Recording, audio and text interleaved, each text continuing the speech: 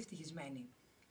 Ο Τζόνι Κουλ λέει, τελευταία φορά που ήμουν ευτυχισμένος ήταν το καλοκαίρι του 12, το προηγούμενο καλοκαίρι δηλαδή, που ερωτεύτηκα, λέει, για πρώτη φορά, μία εξαιρετική φορά, αλλά δυστυχώς, λέει, την έχασα. Από τότε έχω να νιώσω πραγματικά ευτυχισμένος.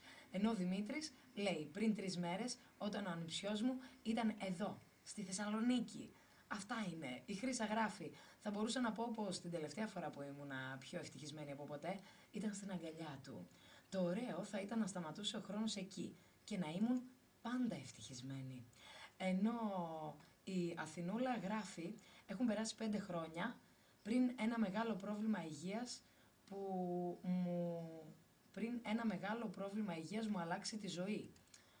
Ελπίζω όλα να είναι καλά και να μην εννοείς κάτι άσχημο πάντως. Συνεχίστε να μου λέτε την τελευταία φορά που νιώσατε ευτυχισμένοι και εγώ συνεχίζω να ντύνω τη νύχτα μας με τραγουδάρες. Ριάννα, take a bow στο next.